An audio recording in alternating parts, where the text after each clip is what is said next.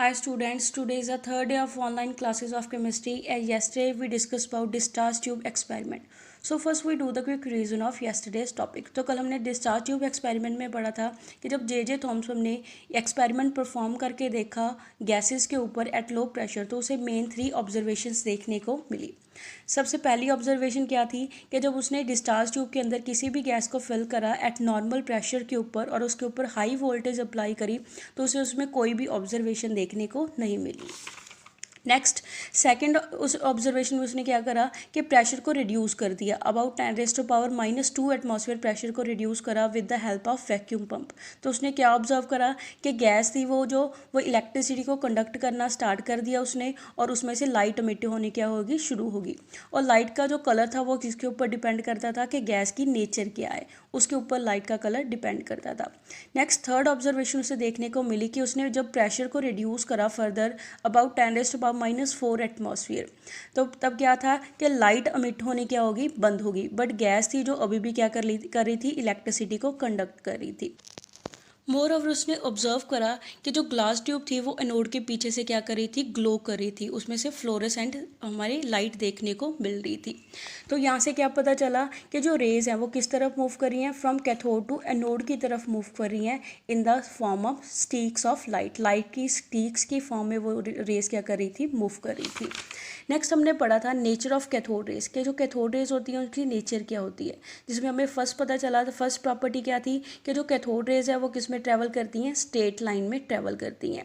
Second property क्या थी कि जब हम किसी फ्लोरेसेंट मटेरियल की कोटिंग करते हैं उसके साथ जाके ये रेज टकराती हैं तो वो मटेरियल क्या करने लगता है ग्लो करने लगता है। थर्ड प्रॉपर्टी में हमने पढ़ा था कि जो कैथोड रेज है वो क्या प्रोड्यूस करती हैं मैकेनिकल इफेक्ट प्रोड्यूस करती है। मींस जब हम इलेक्ट्रोड के बीच में पैडल व्हील को रखते हैं वो पैडल व्हील क्या करने लगता था रोटेट करने लगा था। वहाँ से क्या इंडिकेट हुआ था कि इन रेस में क्या प्रेजेंट है मटेरियल पार्टिकल प्रेजेंट है। जब वो पार्टिकल जाके पैडल व्हील के साथ टकराते हैं तो पैडल व्हील क्या करना स्टार्ट कर देता है रोटेट करना स्टार्ट कर देता है। नेक्स्ट हमने पढ़ा था कि absence of electrical magnetic field के जब इलेक्ट्रिकल मैग्नेटिक फील्ड को हम अप्लाई नहीं करते तो रेस स्ट्रेट लाइन में ट्रैवल करती है, बट जब हम इलेक्ट्रिकल और मैग्नेटिक फील्ड को अप्लाई कर देते हैं तो ये रेस क्या करती हैं डिफ्लेक्शन शो करती हैं। तो वहाँ से हमें क्या पता चला था कि इन रेस में क्या प्रेजेंट है चार्ज पार्टिकल्स प्रेजेंट है। नेक्स्ट हमने पढ़ा था इफेक्ट ऑफ इलेक्ट्रिकल फील्ड। जब इलेक्ट्रिकल फील्ड को हमने अप्लाई करा था टू द डिस्चार्ज ट्यूब तो हमने क्या ऑब्जर्व करा था कि जो रेज है वो डिफ्लेक्शन शो कर रही थी toward the positive charge plate की तरफ।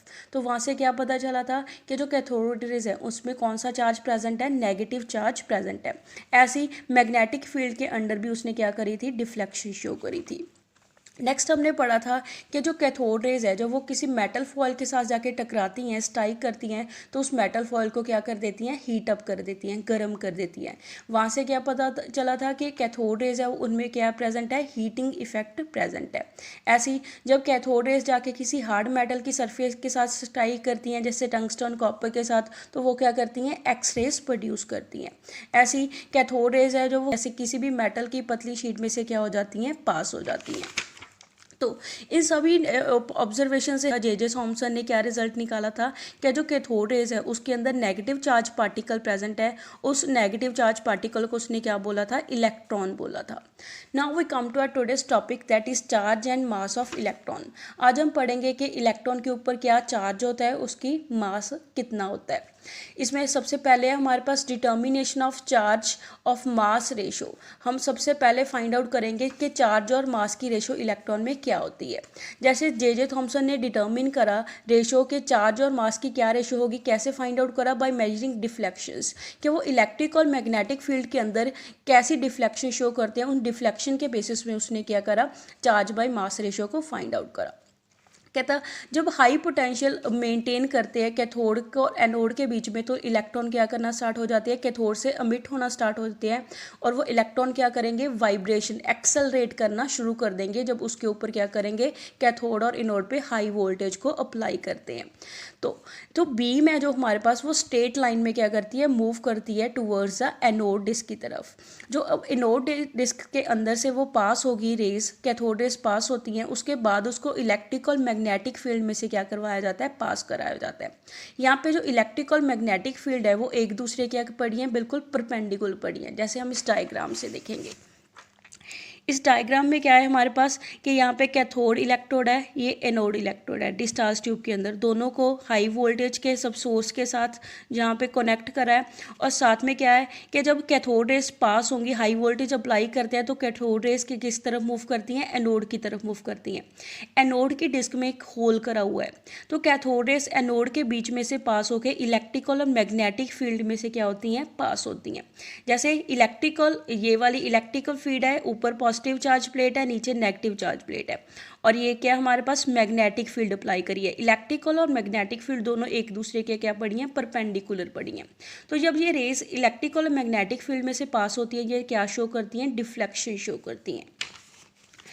तो नेक्स्ट है कहता है कि कितनी अमाउंट ऑफ डेविएशन इसमें शो होगी हमें in the presence of electrical और मैग्नेटिक फील्ड। वो कुछ फैक्टर्स के ऊपर क्या करेगी, डिपेंड करेगी। जैसे पहला फैक्टर है magnitude of negative charge on the particles, कि पार्टिकल के ऊपर कितना नेगेटिव चार्ज प्रेजेंट है उसके ऊपर डिपेंड करेगा कि वो कितनी डिफ्लेक्शन क्या करती है, शो करती है।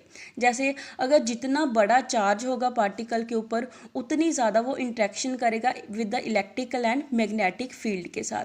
जितनी ज़्यादा उसकी इंट्रैक्शन होती है इलेक्ट्रिकल या मैग्नेटिक फील्ड के साथ, उतना ज़्यादा वो क्या करता है, डिफ्लेक्शन शो करता है। नेक्स्ट है हमारे पास मास ऑफ पार्टिकल, कि मास है जो पार्टिकल का, वो कैसे डेविएशन को अफेक्ट करेगा। जैसे डेविएशन, कितनी डेविएशन होगी वो डिपेंड करेगा कि हमारे पास पार्टिकल का मास क्या है। जितना ज़्यादा हल्का हमारे पास पार्टिकल होगा, उतनी ज़्यादा वो क्या करता है, डेविएशन शो करता है, डिफ्लेक्शन शो करता है। जितना वो हैवी मास वाला होगा, उतनी वो कम क्या करेगा, डिफ्लेक्शन शो करेगा। नेक्स्ट है third property, strength of electrical and magnetic field, कि जो स्ट्रेंथ है कि कितनी हम इलेक्ट्रिक फील्ड अप्लाई कर रहे हैं, जब मैग्नेटिक फील्ड अप्लाई कर रहे हैं, उसका क्या इफेक्ट पड़ता है। जैसे डिफ्लेक्शन है जो पार्टिकल्स की ओरिजिनल पाथ से इंक्रीज होती रहती है, जैसे जैसे हम वोल्टेज को क्या करेंगे, इंक्रीज करेंगे।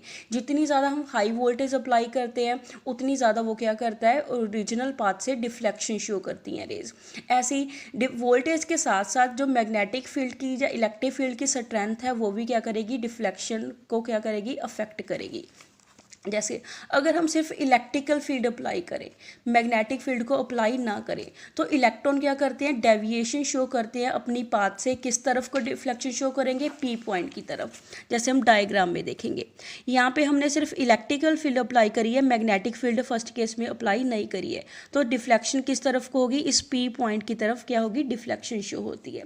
ऐसी नेक्स्ट है हमारे पास कि जब हम सिर्फ मैग्नेटिक फील्ड अप्लाई करते हैं, अब इलेक्ट्रिकल फील्ड नहीं अप्लाई करें, अब सिर्फ क्या कर रहे हैं, मैग्नेटिक फील्ड अप्लाई कर रहे हैं, तो इलेक्ट्रॉन और डेविएशन शो करेंगे टूवर्ड्स द पॉइंट आर की तरफ। डायग्राम में देखेंगे, जैसे अगर सिर्फ मैग्नेटिक फील्ड अप्लाई करें, इलेक्ट्रिक फील्ड को अप्लाई नहीं कर रहे हैं, तो जो रेज होती हैं वो किस तरफ डेविएशन शो करती हैं, आर पॉइंट की तरफ डिफ्लेक्शन शो करती हैं।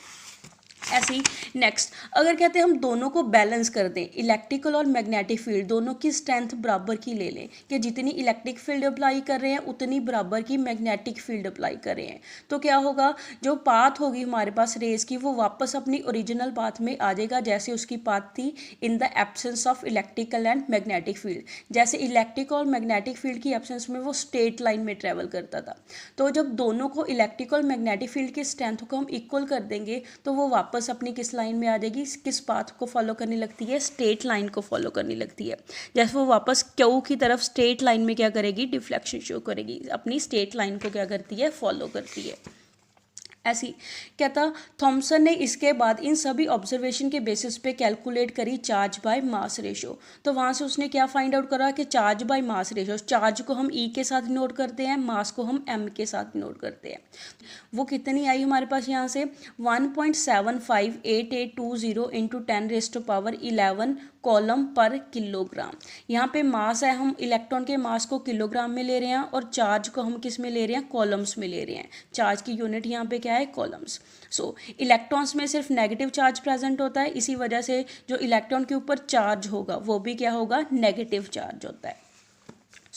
अगर कहता हम मेजर कर लें कि कितनी डिफ्लेक्शन शो होती है, या फील्ड की स्ट्रेंथ लगा रहे हैं, कितनी इलेक्ट्रिक फील्ड अप्लाई कर रहे हैं या कितनी मैग्नेटिक फील्ड अप्लाई कर रहे हैं, तो उससे हम चार्ज बाय मास रेशो को क्या कर सकते हैं, कैलकुलेट कर सकते हैं। नेक्स्ट है डिटर्मिनेशन ऑफ चार्ज, के चार्ज को कैसे फाइंड आउट करेंगे। चार्ज को RM मिलिकन ने फाइंड आउट करा था 1909 में। बाय द मेथड, उसने कौन सा मेथड यूज़ करा था, ऑयल ड्रॉप मेथड यूज़ करके चार्ज, इलेक्ट्रॉन के ऊपर कितना चार्ज होता है उसको फाइंड आउट करा था। तो उसने फाउंड करा कि चार्ज इलेक्ट्रॉन के ऊपर चार्ज होता है वो कितना होता है 1.602 इंटू 10⁻⁻19 कॉलम्स चार्ज होता है। सो नेक्स्ट हम करेंगे कैलकुलेट के इलेक्ट्रॉन के ऊपर मास कितना होता है। तो मास को कैलकुलेट करने के लिए हम क्या करेंगे, चार्ज बाय मास रेशो और इलेक्ट्रॉन को दोनों को क्या लेंगे, डिवाइड करते हैं। जैसे चार्ज बाय मास रेशो हमारे पास आई है 1.75 इंटू 10⁻11 कॉलम पर किलोग्राम, और चार्ज है जो इलेक्ट्रॉन के ऊपर वो कितना आया 1.6 इंटू 10⁻⁻19 कॉलम। यहाँ से हम इलेक्ट्रॉन का मास फाइंड आउट कर लेंगे। यहाँ पर हम डिवाइड करेंगे charge on electron by charge by mass ratio, वहाँ से हमारे पास सॉल्व करके क्या आ जाएगा, मास ऑफ इलेक्ट्रॉन आ जाएगा। जैसे ये चार्ज की वैल्यू हमें गिवन दे रखी है 1.6 इंटू 10⁻⁻19 कॉलम, और जो चार्ज बाय मास रेशो है वो भी गिवन है 1.7 इंटू 10⁻11 कॉलम पर किलोग्राम। यहाँ से हमारे पास इलेक्ट्रॉन का मास कितना आ गया 9.1 इंटू 10⁻31 किलोग्राम। यहाँ पे जो वैल्यू आई है उसमें 10 की पावर कितनी है -31 वैल्यू है। दैट मीन्स जो मास है इलेक्ट्रॉन का वो बहुत ज़्यादा क्या है, स्मॉल मास है as comparison to mass of the hydrogen atom. कहते हैं ये फाइंड आउट हुआ है कि जो मास है इलेक्ट्रॉन का अप्रॉक्सीमेटली 1/1837 टाइम स्मॉलर होता है than the mass of the hydrogen atom. जैसे हमने पढ़ रखा है कि हाइड्रोजन का मास है जो सबसे ज़्यादा क्या होता है, स्मॉल मास होता है। अगर इलेक्ट्रॉन का मास हाइड्रोजन के मास से भी स्मॉलर है दैट मीन्स इसको हम क्या करते हैं, प्रैक्टिकल पर्पज़ के लिए नेग्लिजिबल मान के चलते हैं। जो चार्ज है इलेक्ट्रॉन के ऊपर वो भी स्मॉलेस्ट चार्ज है, उसको हम क्या बोलते हैं, इलेक्ट्रिकल चार्ज बोलते हैं। यूजली हम उसको रेफर कैसे करते हैं, यूनिट नेगेटिव चार्ज रेफर करते हैं। यहाँ से हमारे पास इलेक्ट्रॉन की डेफिनेशन क्या होगी कि इलेक्ट्रॉन क्या है, एक सब अटोमिक पार्टिकल है, मीन्स वो एटम का एक सब पार्ट है जिसके ऊपर 1 यूनिट नेगेटिव चार्ज है जिसकी वैल्यू है 1.6 इंटू 10⁻⁻19 कॉलम, और उसका मास कितना है 9.1 इंटू 10⁻31 किलोग्राम, और वो मास किसके इक्वल है, equal to 1/1837 times that of the hydrogen atom के इक्वल है। यहाँ से हमें क्या पता चलता है कि इलेक्ट्रॉन का मास बहुत ज़्यादा स्मॉलर है, उसके ऊपर चार्ज भी क्या है 1 यूनिट नेगेटिव चार्ज है। इसके बावजूद भी वो क्या होता है, सभी मैटर्स में एक यूनिवर्सल कांस्टेंट का काम करता है। That's all for today, stay home, stay safe, thank you.